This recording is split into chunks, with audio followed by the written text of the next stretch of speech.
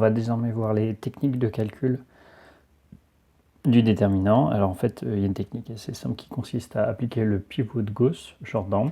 Alors pour justifier tout de suite pourquoi le pivot de Gauss va avoir un intérêt, parce qu'en fait on sait calculer le déterminant d'une matrice triangulaire, qu'elle soit triangulaire ici supérieure ou à droite triangulaire inférieure, c'est simplement le produit des termes diagonaux. C'est-à-dire qu'en principe, quand on utilise l'algorithme du pivot de Gauss-Jordan, on échelonne la matrice, donc on va ressembler à une matrice plutôt triangulaire supérieure, et après le déterminant vaut simplement donc, le produit des coefficients diagonaux. Donc c'est une technique systématique qui permet de calculer le déterminant ici. Alors en fait, il faut faire attention que les trois opérations élémentaires, donc transvection, dilatation et permutation, n'ont pas une action triviale sur le déterminant, c'est-à-dire ça va modifier le déterminant. Alors respectivement, hein, les transvections en fait laissent le déterminant invariant, c'est-à-dire que si A' c'est la nouvelle matrice et A c'est l'ancienne matrice, alors les déterminants de A égale déterminant de A'. Si on applique une dilatation par un facteur mu, alors le déterminant, on le multiplie par 1 sur mu. On va voir qu'en fait, en général, ça correspond à factoriser simplement le déterminant dans la pratique. Et si on fait une permutation, si on échange donc deux colonnes, ça revient à multiplier par un signe moins le déterminant. Il y a une règle un peu particulière qui s'appelle l'homogénéité. C'est si on multiplie toute la matrice par lambda, ça revient à multiplier chacune des colonnes par lambda. Il y a n colonnes, donc c'est-à-dire on fait n dilatation, donc il sort un lambda n fois, donc ça fait lambda puissance n fois le déterminant de A. C'est assez naturel comme propriété quand on a la considération géométrique que le déterminant, c'est un volume en dimension n. C'est-à-dire que si on multiplie par 2 la forme géométrique dans toutes les directions, ça multiplie le volume par 2 puissance n. Donc par exemple en dimension 3, si vous multipliez par 2 la largeur, la profondeur et la hauteur, et ben ça multiplie par 8 le volume total. Donc c'est une règle qui en fait provient donc de plusieurs dilatations. On dilate chacune des colonnes. Donc pour démontrer la proposition 2.1 qui donc est comment agissent les opérations du pivot de gauche sur la matrice, en fait on va utiliser le lemme suivant qui provient du théorème, qui est si on a le déterminant d'une matrice qui a deux colonnes identiques, en fait ça veut dire si on a une matrice qui est de la forme C1, etc., CI, et encore une fois CI et CN, donc le déterminant d'une matrice où il y a deux colonnes identiques, alors ça vaut 0. Alors c'est assez naturel, c'est-à-dire que en termes de volume, vous avez une direction qui est comptée double, donc en fait ça vous fait un parallélépipède plat. Donc on va voir déjà comment on démontre ça. Alors en fait c'est juste à cause du caractère alterné. Donc d'après le théorème on sait que le déterminant est alterné. C'est-à-dire que si on échange le deux vecteurs, autrement dit ici deux colonnes, celle-ci et celle-ci, on obtient avec un signe moins. Alors ici on échange, mais bien sûr en échangeant, il se passe, si on veut, il se passe rien parce que c'est les deux mêmes. Alors il se passe pas vraiment rien parce que vu que c'est alterné, ça fait sorting à un signe moins. Donc ce déterminant égale à son opposé, donc finalement, c'est-à-dire 2 fois le déterminant égale 0, donc le déterminant est nul. Voilà, donc ça c'est le caractère alterné. Voilà, et ensuite on va voir que ce petit lemme-là qui est de dire si vous avez une matrice qui a deux colonnes identiques car son déterminant est nul, permet de démontrer la majorité des règles. Là en fait, c'est surtout sur la transvection ça nous intéresse. C'est une question de notation, mais c'est on va noter A l'ancienne matrice. Alors l'ancienne matrice, on va simplement dire, on nomme ses colonnes. On a compris que faire une opération sur les colonnes de A, il faut connaître les colonnes de A, et le déterminant d'une matrice, c'est simplement le déterminant de ces vecteurs colonnes, de ces n vecteurs colonnes. Donc on a ça, et sur une transvection, A', c'est le IM. C1, pardon. C'est la IM colonne qui reçoit la JM. Donc on obtient cette matrice-là. Autrement dit, nous, ce qui est intéressant, c'est que vous, le déterminant de A'. Alors, le déterminant de A', c'est égal au déterminant, et ici, sur cette coordonnée, on a une combinaison linéaire.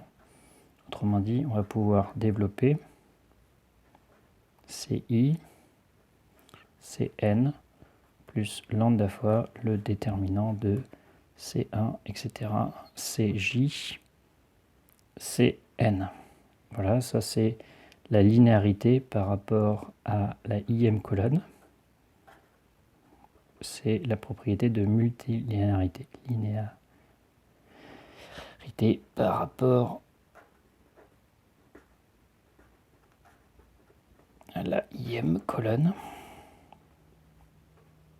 Donc la règle, c'est que on a le droit de développer la linéarité sur une des positions en laissant toutes les autres positions fixes. Donc ici, j'ai développé bien sûr par rapport à cette position avec le scalaire devant. Voilà. Et ensuite, ce qu'on va dire, c'est que cette matrice-là, on est plutôt satisfait parce que c'est la matrice 1. Et la deuxième, en fait, ça vaut 0. Alors pourquoi ça vaut ici 0 ? Parce qu'on a CJ ici en ième colonne, mais en fait en jième colonne on a aussi CJ. Ça c'est car il y a 2 fois CJ. Donc c'est le petit lemme qui est là-haut, qui est de dire si on a 2 fois la même colonne, alors le déterminant est nul. Donc sur une transvection, le déterminant est invariant, c'est-à-dire c'est le même avant et après. Alors c'est pratique parce que dans la méthode du pivot de Gauss-Jordan pour échelonner une matrice, l'opération principale qu'on effectue, c'est les transvections. Donc en fait, les transvections ne changent pas le déterminant. Alors ensuite, on va passer aux dilatations. Alors pour une dilatation,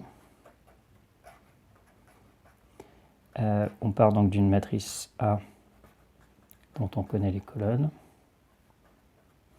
Et A' va devenir mu fois CI. C'est la ième. Donc ici on fait CI reçoit mu fois CI. Donc la nouvelle colonne c'est mu fois l'ancienne. Et donc ici c'est n. Le déterminant de A',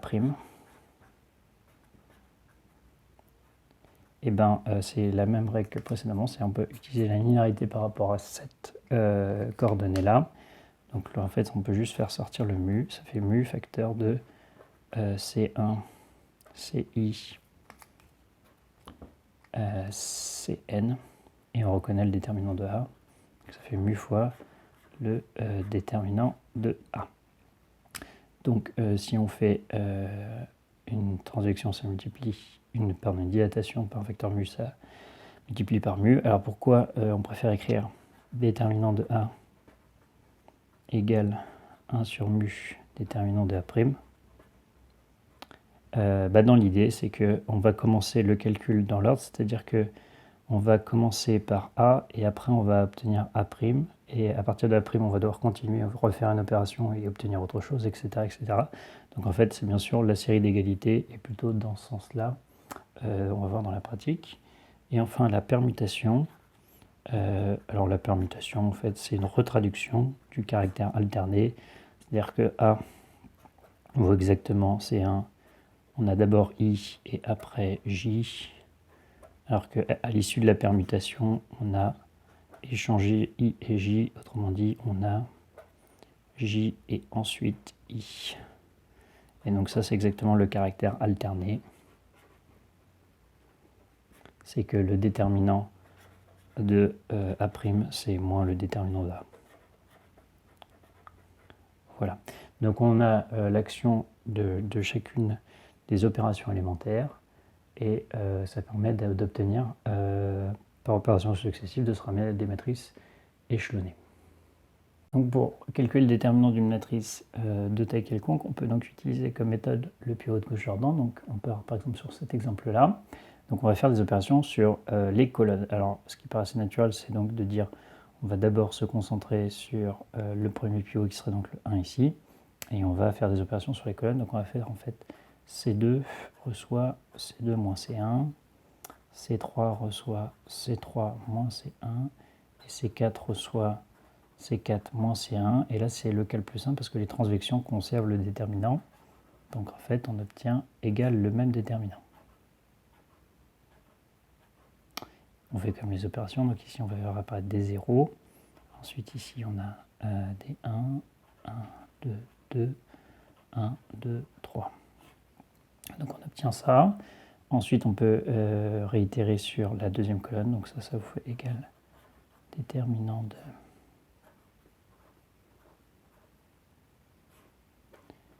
C2, C3 reçoit C3 moins C2. C4 reçoit C4 moins C2. Donc ici, on obtient cette colonne-là n'a pas changé, celle-ci non plus. Et cette colonne-là devient 0, 1, 1.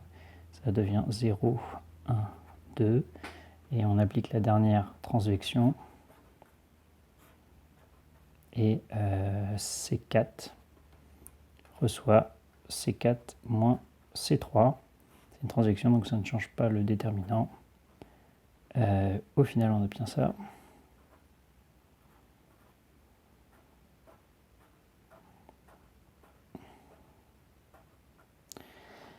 Cette matrice-là, on peut dire qu'elle est triangulaire, inférieure, et donc on a simplement le produit des coefficients diagonaux. Ici, ça fait simplement donc 1. D'ailleurs, on ne va pas démontrer la proposition 2.2. En fait, ça correspond à refaire à nouveau des opérations. Donc ici, on voit qu'on pourrait refaire des opérations dans l'autre sens pour finir un échelonnage, et on se ramène systématiquement à la matrice identité. Donc ici, on pourrait continuer pour dire ça vaut bien le déterminant de la matrice I4, et par définition, dans le théorème, ça vaut forcément 1. Si on avait des pivots qui valaient quelque chose, c'est-à-dire 2, 3 et 4, on ferait des dilatations pour faire les sortir, et on rendrait tous les pivots unitaires, on obtiendrait également le résultat. Donc en fait, on admet au passage la proposition 2.2. Ce sera juste l'étude de cas qui sera un peu longue. Voilà un exemple de calcul de déterminant avec le pivot de gauche. Alors même dans des cas où on pourrait utiliser ici un déterminant 3,3 à la règle de service directement pour avoir le résultat, c'est parfois intéressant d'utiliser quand même l'algorithme du pivot pour faire apparaître notamment des factorisations. Alors ici, ce qu'on pourrait faire, c'est on peut donc faire disparaître les 1. Pour faire disparaître le 1, donc on fait les transactions, donc C2 reçoit C2 moins C1, C3 reçoit C3 moins C1. Alors ici, on obtient le déterminant 1A à carré, et ici on obtient donc 0, 0, et là on a B moins A, B carré moins A carré, C moins A, C carré moins A carré. Alors ici ce qu'on peut observer, c'est que dans la colonne 2 et dans la colonne 3, en fait on a des facteurs communs. Alors en fait dans la colonne 2, on peut factoriser par B moins A. Alors en fait dans la pratique on dit factoriser, c'est plus simple, mais ça correspond à faire, on fait une dilatation par 1 sur B moins A, et il faut faire apparaître l'inverse devant. Donc en fait l'inverse c'est simplement B moins A, donc par exemple je vais faire qu'une étape à la fois. Donc en fait j'obtiens ça, 1, je multiplie par 1 sur B moins A, et là ça fait B plus A la factorisation.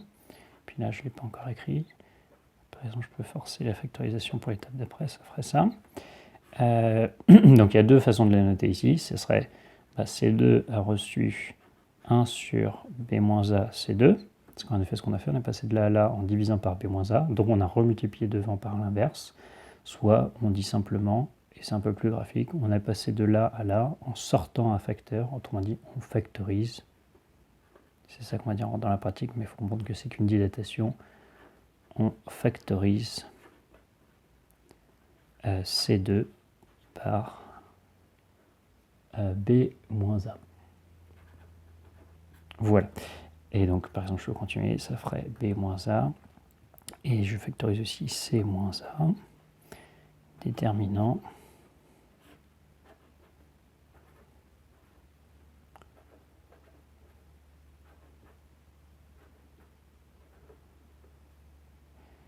C plus A. Et là, donc, j'ai factorisé C3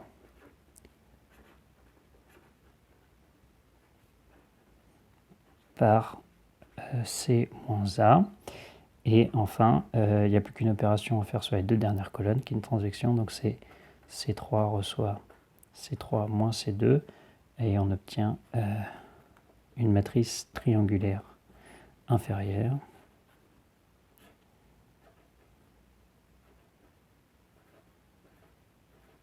seul coefficient qui est vraiment intéressant, c'est celui qui est en bas ici, ce qui nous fait C moins B. Bon, on recopie quand même les autres, mais on sait qu'ils vont disparaître parce que la dernière étape, c'est de dire c'est une matrice triangulaire, donc en fait, on n'a plus besoin de continuer les étapes de calcul, on sait que c'est le produit des coefficients diagonaux. On pourra dire on finit l'échelonnage complet pour obtenir que c'est une matrice diagonale.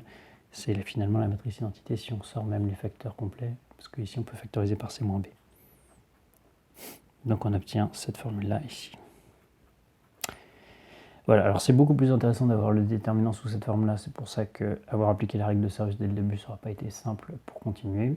Pourquoi c'est plus intéressant? Parce qu'on va voir que ce qui est important, c'est quand est-ce que le déterminant est nul ou quand est-ce qu'il est non nul. Ça correspond à savoir quand est-ce qu'un volume est nul ou non nul, ce qui est intéressant pour la famille des vecteurs.